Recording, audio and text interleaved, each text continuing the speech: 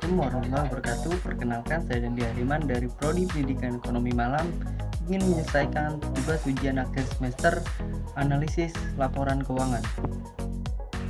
Di sini saya akan menjelaskan tentang analisis laporan laba rugi. Dengan menggunakan analisis laporan keuangan, akan tergambar suatu ringkasan laporan laba rugi perusahaan selama periode tertentu.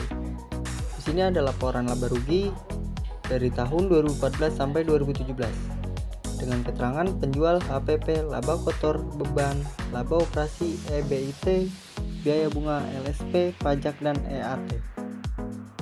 Dari tabel di atas kita bisa lihat dari 2014 sampai 2017. Selanjutnya ada analisis hasil penelitian. Analisis hasil penelitian laporan keuangan per 31 Desember 2014 sampai 2017.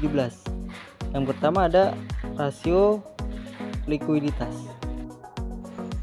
Rasio lancar sama dengan aset lancar dibagi hutang lancar kali 100%. Dari data tabel di atas, tahun 2014 sampai 2017.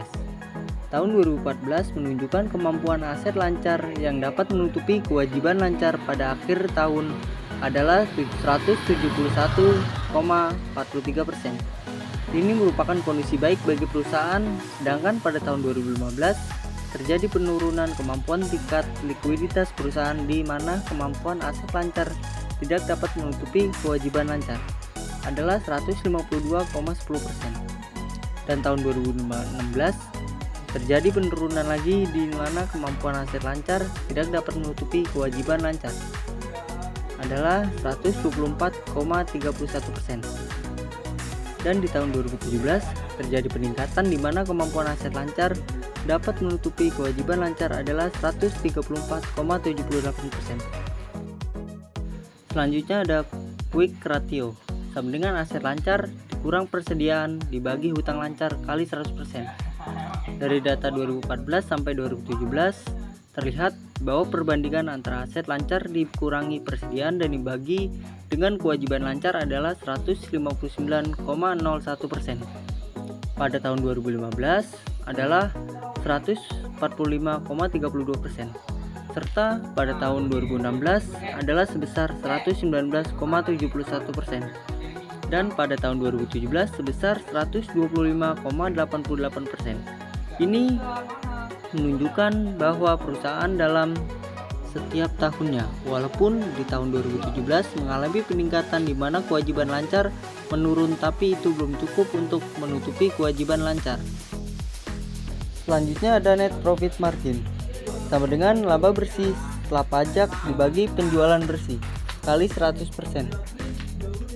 Dari 2014 sampai 2017, pada tahun 2014 menunjukkan 2,81% laba bersih untuk setiap aset yang dimiliki perusahaan. Pada tahun 2015 mengalami peningkatan yaitu 9,59%.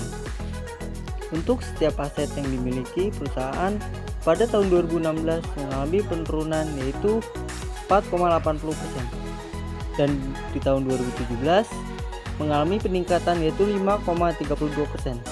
Ini merupakan kenaikan kecukupan baik walaupun sempat mengalami penurunan selama 1 tahun. Semakin besar rasio yang didapatkan, suatu perusahaan mendadak kemampuan perusahaan untuk menghasilkan laba yang tinggi pada tingkatnya.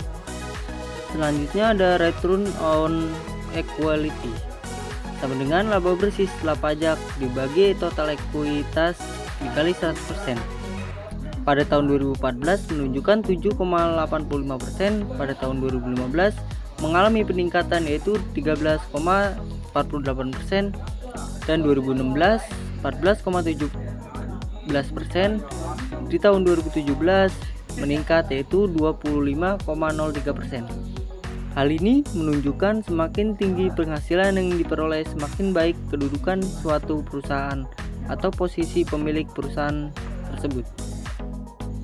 Selanjutnya ada return on investment, sama dengan laba bersih setelah pajak dibagi total aset kali 100%. Pada tahun 2014 menunjukkan 4,16%, di 2015 mengalami peningkatan yaitu 5,36%, di 2016 turun yaitu 3,36%, dan di 2017 mengalami peningkatan yaitu 7,81%. Hal ini menunjukkan peningkatan laba dalam suatu perusahaan walau terdapat penurunan selama 1 tahun tapi tidak terlalu signifikan. Mungkin itu saja yang saya dapat sampaikan, kurang lebihnya mohon maaf. Wassalamualaikum warahmatullahi wabarakatuh.